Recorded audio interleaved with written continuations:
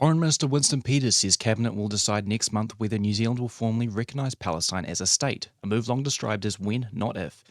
Peters will take the decision to the UN General Assembly in late September, but says it's not straightforward, with strong views across Parliament and the public. The government is weighing the genocide in Gaza, divided positions among close partners, and calls from Arab states for Hamas to disarm and be excluded from governance.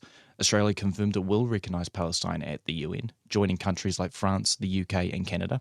Both Prime Minister Christopher Luxon and Peters stressed support for a two-state solution, a ceasefire, hostage releases, and humanitarian aid, while rejecting Israeli actions that risk breaching international law.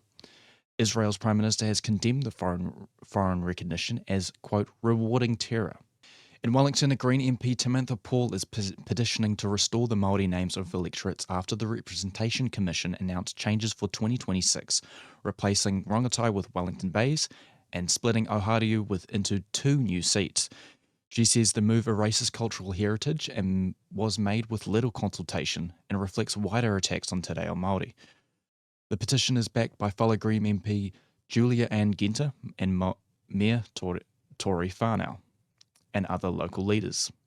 In Lower Hutt, New Zealand First Cabinet Minister Shane Jones drew a packed crowd calling for bold leadership, rolling back climate policies, weakening regional council powers, and possibly pulling New Zealand out of the Paris Accord.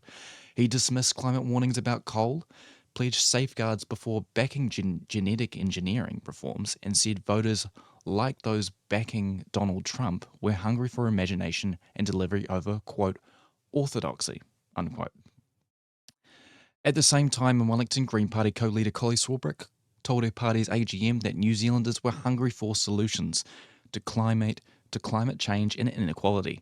Urging action over outrage, she pitched the Greens' alternative budget and forestry policy as fresh thinking to reverse 40 years of neoliberalism, aiming to not just change the government, but to make it a government of change.